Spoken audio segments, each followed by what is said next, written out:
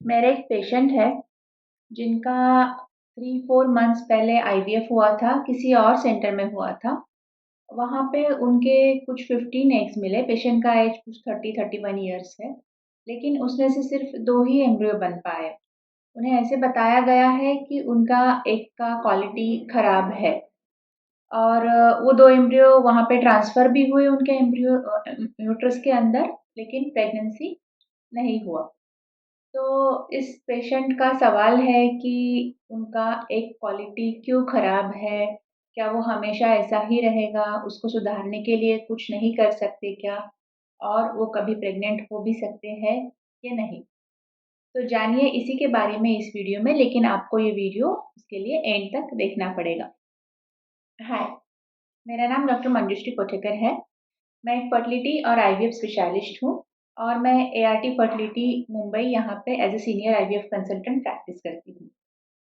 तो आज मैं आपसे इस वीडियो में एग क्वालिटी के बारे में बात करने वाली हूँ। तो एग क्वालिटी समझने के लिए हमें पहले बायोलॉजिकल क्लॉक समझना पड़ेगा। फीमेल की बॉडी में 2 ओवरीज़ होते हैं, जिसके अंदर बहुत सारे फॉलिकल्स होते हैं और उसके अंदर एग्स होते हैं। तो हर महीना एक फॉलिकल बढ़ता है, उसमें से एग निकल के ट्यूब में चला जाता है और वो अगर एग स्पर्म के साथ मिल पाया, फर्टिलाइज़ेशन हो पाया तो दोनों का एम्ब्रियो बनेगा और वो एम्ब्रियो अच्छा रहेगा तो वो इम्प्लांट होगा यूट्रस के अंदर और इस तरह से प्रेगनेंसी होगा। एक फीमेल बेबी जब अपनी माँ की यूट्रस के अंदर है, तब उसके बॉडी में एग्स का प्रोडक्शन चालू हो जाता है, फॉलिकल्स का प्रोडक्शन चालू हो जाता है और ये एग्स मैक्सिमम लेवल तक पहुँच जाते हैं करीब-करीब जब वो बेबी 5th मंथ है का है यूट्रस के अंदर और उसके बाद नया प्रोडक्शन नहीं होता है। उसके बाद जो भी एग्स है, जो भी फॉलिकल्स है, उसमें से कुछ-कुछ फॉलिकल्स डिस्ट्रॉय होते जाते हैं और ये डिस्ट्रक्शन का प्रोसेस कंटिन्यूअसली चलता रहता है। उसका स्पीड क्या रहेगा वो डिपेंड करेगा कितना स्टोरेज है उसके ऊपर, लेकिन ये डिस्ट्रक्शन का प्रोसेस कंटिन्यूअसली चलता रहेगा। जब कोई भी फीमेल उसके पीरियड्स चालू होने के एज में आती है, जैसे कि 14 इयर्स या 15 इयर्स का एज है, जब पीरियड्स चालू हो जाते हैं, तब इनमें से कुछ फॉलिकल आगे आते हैं ओवरीज में और उसमें से एक फॉलिकल हार्मोन्स की वजह से बढ़ता है और रप्चर होके एग रिलीज करता है। तो ये फॉलिकल की ग्रोथ का साइकिल ये मेंसेस चालू होने के बाद चालू हो जाता है।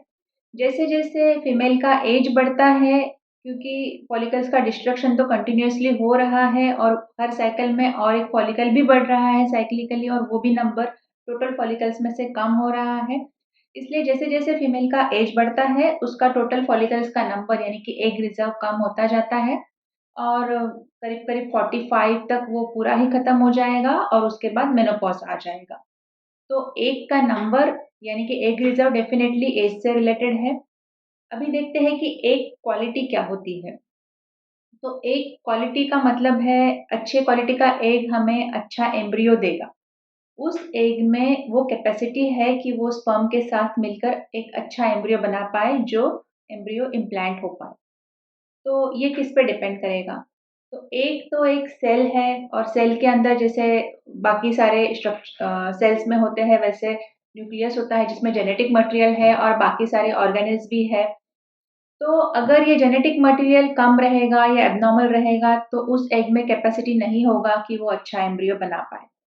या फिर उस एग का कोई ऑर्गेनेल जैसे कि खास करके माइटोकॉन्ड्रिया अगर डिसफंक्शनल रहेगा, उसमें कैपेसिटी नहीं है कि वो एग के काम के लिए जितना एनर्जी प्रोडक्शन करना माइटोकॉन्ड्रिया का नॉर्मल काम है, लेकिन वो अगर नहीं कर पाएगा, तो डेफ़िनेटली उस एग से अच्छा एम्ब्रियो नहीं बन पाएगा।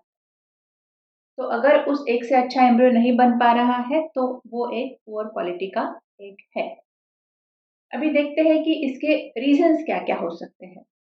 तो पुअर क्वालिटी का एग होने के रीज़न जैसे बताया कि जेनेटिकली एब्नॉर्मल एग होगा या उसका माइटोकॉन्ड्रिया अच्छी तरह से फंक्शन नहीं कर पा रहा होगा, तो ये चीज़ें भी एज से रिलेटेड है। जैसे-जैसे एज बढ़ता जाएगा, वैसे-वैसे एग का क्वालिटी कम होता जाएगा। क्योंकि ये जो एग्स है फीटल लाइफ में बने थे और तब से लेकर अभी तक वो डॉर्मेंट स्टेज में रहे और उसके बाद उनका ग्रोथ चालू हो रहा है।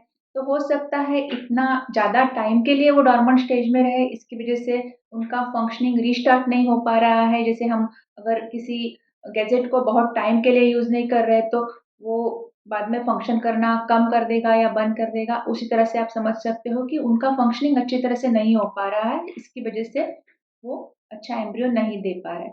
तो एक तो रीज़न है एज। दूसरा भी रीज़न हो सकता है, कभी-कभी हम देखते हैं आजकल की जो पेशेंट्स यंग हैं, वहाँ पे भी हमें पुअर क्वालिटी के एग्स मिलते हैं।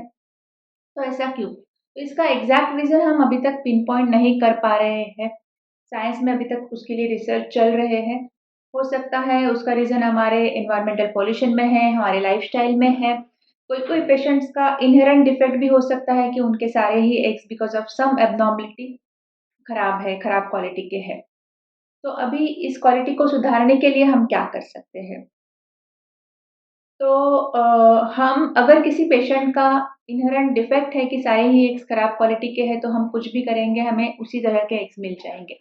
लेकिन अगर बाकी किसी वजह से एग्स का क्वालिटी खराब हुआ है, तो हम न्यूट्रिशनल सप्लीमेंट्स देके जैसे कि एंटीऑक्सीडेंट टैबलेट्स है, डीएचईए के टैबलेट्स है, टेस्टोस्टेरोन जेल है, ये सब चीज़ें इस्तेमाल करके 1 और 2 मंथ्स के लिए हम होप कर सकते हैं कि हम थोड़ा बहुत एग का क्वालिटी इम्प्रूव कर पाएँ।